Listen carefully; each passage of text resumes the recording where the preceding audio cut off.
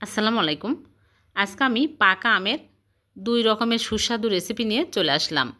আমি আজকে পাকা আম দিয়ে ভীষণ টেস্টি করে ২ রকমের রেসিপি করে দেখাবো। ইউনিক রেসিপি, আশা করছি আপনাদের ভালো লাগবে। ভালো লাগলে লাইক, কমেন্ট, শেয়ার করে দিবেন। তাহলে চলুন রেসিপি শুরু করি। আজকে আমি পাকা আম দিয়ে ভীষণ সুস্বাদু করে সন্দেশ বানিয়ে দেখাবো। পাকা আমের সন্দেশ খেতে অনেক মজার হয়। মুখে দেওয়ার সাথে সাথে মিলিয়ে যাবে, অনেক টেস্টি হবে। আশা করছি আপনাদের ভালো লাগবে। ভালো লাগলে লাইক, কমেন্ট, শেয়ার করে দেবেন। তাহলে চলুন রেসিপি শুরু করি। প্রথমে এখানে আমি ছানা নিয়েছি। ৩ কাপ লিকুইড দুধ জাল করে ভিনেগার দিয়ে কেটে তারপরে আমি ভালো করে ধুয়ে হাত দিয়ে পানি চেপে চেপে প্লেটের মধ্যে নিয়ে নিলাম। কম ছানা ঝুলিয়ে রাখার প্রয়োজন নয়। তারপরে আমি এই রকম করে একটু মথে নিচ্ছি। ভালো করে মথে নিয়েছি। এখন এক সাইডে রেখে দিচ্ছি। আর এদিকে আমি 2টা বড় সাইজের পাকা আম নিয়েছি। এই আম এখন আমি খোসা ছাড়িয়ে ছোট ছোট টুকরো করে কেটে নেব। এই রকম করে কেটে নিয়েছি, তাহলে ব্লেন্ড করতে সুবিধা হবে। এখন একটা ব্লেন্ডার জাগে নিয়ে নিচ্ছি, ব্লেন্ড করে নিব। একদম স্মুথ করে পেস্ট করে নিতে হবে। এই রকম করে আমি পেস্ট করে নিয়েছি। লাঞ্চ থাকা যাবে না, এক সাইডে রেখে দিলাম।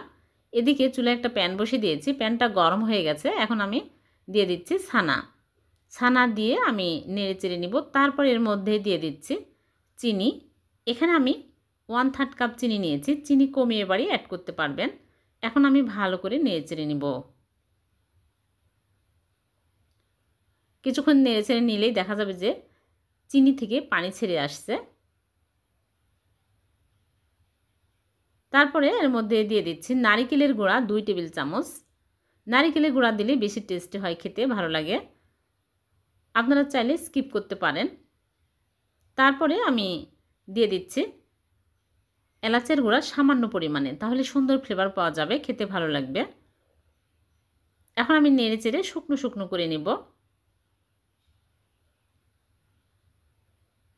এরকম শুকনো শুকনো হয়ে আসলে চুলা থেকে নামিয়ে একটা মোল্ড নিয়েছি। এই মোল্ডে আমি ফয়েল পেপার বিছিয়ে নিচ্ছি, তাহলে সন্দেশ তুলতে খুব সুবিধা হবে। এর জন্য কোনো কাগজ দিলেও হবে, মোটা কাগজ। এখন আমি এর মধ্যে ছানা নিয়ে ভালো করে চেপে চেপে সমান করে দেব। তারপরে নর্মাল ফ্রিজে রেখে দিলাম। আর এদিকে আমি চুলায় প্যান বসিয়ে দিয়ে দিচ্ছি ঘি 1 চামচ। ঘি যখন মেল্ট হয়ে যাবে তখন দিয়ে দিচ্ছি সুজি। এখানে 1/2 কাপ সুজি নিয়েছি। দিয়ে আমি চুলার আঁচ একদম লো আঁচে করে নেড়ে চেড়ে ভেজে নেব। 3-4 মিনিট ভেজে নিতে হবে, একদম হালকা আঁচে। খেয়াল রাখতে হবে পুড়ে যেন লাল হয়ে না যায়। তারপরে দিয়ে দিচ্ছি স্বাদ মতো লবণ দিয়ে একটু নেড়ে চেড়ে নিব। তারপরে এখানে নিয়েছি লিকুইড দুধ। আমি আগে জাল দিয়ে নিয়েছি, 1 কাপ দিয়ে দিচ্ছি। দিয়ে চুলার আঁচ একদম লো আঁচে করে নেড়ে চেড়ে নিব। আর দিয়ে দিচ্ছি চিনি 1/4 কাপ। আগে চিনি দেওয়া আছে, যেন কম দিলাম। চিনি স্বাদ অনুযায়ী অ্যাড করে নেবেন। এখন আমি ভালো করে নেড়ে চেড়ে ঘন করে নিব। একটু ঘন হয়ে আসলে আমি এর মধ্যে দিয়ে দিব আমের পিউরি। আমের পিউরি আগে দেওয়া যাবে না, তাহলে নরম হয়ে যেতে পারে। আমি অল্প অল্প করে দিব আর নেড়ে চেড়ে ভালো করে মিক্স করে নিব। অনবরতে নেড়ে চেড়ে নিতে হবে, তাছাড়া কিন্তু তলায় লেগে যাবে। আমের পিউরি আমি অল্প অল্প করে দিয়ে শক্ত টাইট করে নিব। দেখুন আস্তে আস্তে শক্ত টাইট হয়ে আসছে। এরকম শক্ত হলেই চুলা থেকে নামিয়ে নিতে হবে। চুলা থেকে নামিয়ে আমি এই মোল্ড নর্মাল ফ্রিজ থেকে বের করে নিয়ে আসলাম। শক্ত হয়ে গেছে। এখন আমি তুলে নিলাম। তুলে ফয়েল পেপার আবারও বিছিয়ে দিলাম। দিয়ে আমের মিশ্রণ আমি দিয়ে এইরকম করে চেপে চেপে সমান করে নিব। তারপরে উপরে আমি ছানার সন্দেশ দিয়ে দিব। আমি এখানে 3 লেয়ার করব। মাঝখানে ছানার সন্দেশ দিয়ে আমি চেপে চেপে সমান করে দিচ্ছি। তারপর আবারও বাদবাকি আমের মিশ্রণ দিয়ে দিচ্ছি। উপরে দিয়ে দিলাম, দিয়ে সমান করে নিব। এরকম করে চেপে চেপে সমান করে দিতে হবে। তারপরে নর্মাল ফ্রিজে রেখে দিব ঠান্ডা হওয়া পর্যন্ত। ঠান্ডা হলে আমি বের করে নিয়ে আসলাম। একদম শক্ত হয়ে গেছে। এখন আমি ফয়েল পেপার তুলে ফেলে কেটে আপনাদেরকে দেখাচ্ছি। হয়ে গেল ভীষণ মজার আম আর ছানা দিয়ে সন্দেশ। এভাবে বানিয়ে দেখবেন, খেতে কিন্তু দুর্দান্ত স্বাদের হয়। এখন বাজারে প্রচুর পরিমাণে আম পাওয়া যাচ্ছে। এইভাবে বানিয়ে দেখবেন, সবাই অনেক পছন্দ করবে। আমি এখন কেটে নিচ্ছি। পছন্দ মতো কেটে নিতে হবে, যার যেরকম ডিজাইন পছন্দ কেটে নিলেই হবে। আমি সার্ভ করে নিলাম। হয়ে গেল একটা আম আর সুজি দিয়ে ভীষণ সুস্বাদু আমের সন্দেশ। আমি একটা ভেঙে দেখাচ্ছি কতটা শক্ত হয়েছে আর মজার হয়েছে। ভিডিওটি যদি ভালো লেগে থাকে লাইক কমেন্ট শেয়ার করতে ভুলবেন না, অন্যকে দেখার সুযোগ করে দিবেন। আজকে আমি ফুটন্ত দুধের মধ্যে পাকা আম দিয়ে ভীষণ সুস্বাদু একটা রেসিপি করে দেখাবো। পাকা আম দিয়ে যে এত মজার একটা রেসিপি তৈরি করা যায় এই ভিডিও না দেখলে বোঝাই যাবে না। নরম তুলতুলে মুখে দিলেই মিলিয়ে যাবে, অনেক টেস্টি হবে। আশা করছি ভালো লাগবে। তাহলে চলুন দেখে নিই।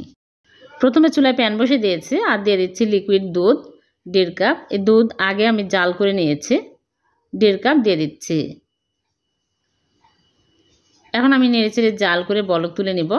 ভালোভাবে বলক চলে আসলে এখানে একটা পাকা আম নিয়েছি, বড় সাইজের আম, আমি ঢেকে রাখবো 5 মিনিট। 5 মিনিটে আম একদম সফট হয়ে যাবে। 5 মিনিট পর আমি ফিরে আসলাম। এখন আমি ভালো করে ম্যাশ করে নেব এরকম করে। তারপরে আমের বিচি ফেলে দিচ্ছি, দিয়ে ভালো করে ম্যাশ করে নেব এরকম করে।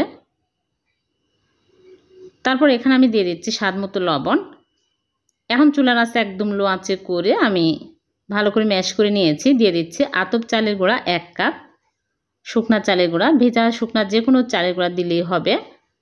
দিয়ে আমি নেড়েচেড়ে নিব। নেড়েচেড়ে চুলা একদম অফ করে দিব, দিয়ে আমি ঢেকে রাখবো 5 মিনিট। 5 মিনিটে ভালোভাবে সিদ্ধ হয়ে যাবে।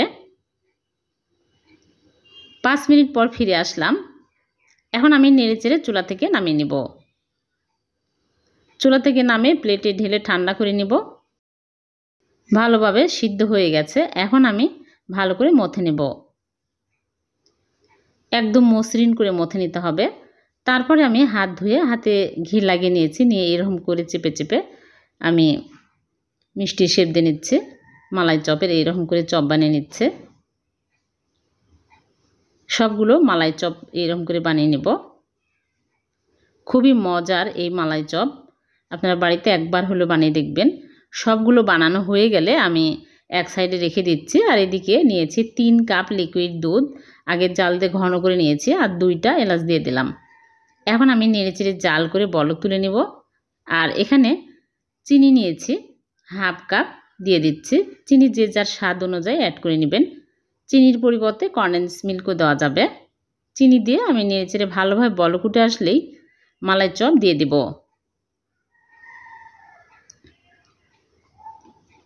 একটা একটা করে মালাই চপ দিয়ে দিচ্ছে, দিয়ে আমি ঢেকে রাখবো 10 মিনিট জাল করে নেব।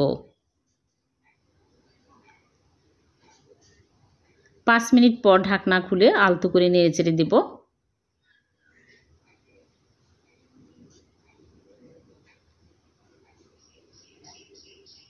এখন 1/2 কাপ লিকুইড দুধ নিয়েছি একটা কাপে, আর 2 চামচ আমি গুঁড়া দুধ মিক্স করে দিয়ে দিচ্ছি। তাহলে আরও ঘন হবে মালাই, আর মালাই চপ খেতে আরও টেস্টি হবে। দিয়ে আমি ভালো করে নেড়েচেড়ে আবারও ঢেকে রাখবো আরও 5 মিনিট। 10 মিনিট পর ফিরে আসলাম। 10 মিনিট জাল করে নিলেই হবে। মালাইটা অনেক ঘন হয়ে আসছে আর ভালোভাবে কুক হয়েছে। এখন চুলা থেকে নামিয়ে রেখে দিব সারা রাত। পরের দিন সকালে সার্ভ করে আপনাদেরকে দেখাবো। 2-3 ঘন্টা পরেও খাওয়া যাবে। পরের দিন সকালে আমি মিষ্টিগুলো আপনাদেরকে দেখাচ্ছি। দেখুন মালাই ঘন হয়ে কতটা মজার হয়েছে দেখতে। এখন আমি সার্ভ করে নিচ্ছি। হয়ে গেল একটা আম আর দুধ দিয়ে ভীষণ মজার মালাই চপ। এভাবে বানিয়ে দেখবেন, অনেক নরম তুলতুলে হয় আর খেতে হয় দারুণ মজার।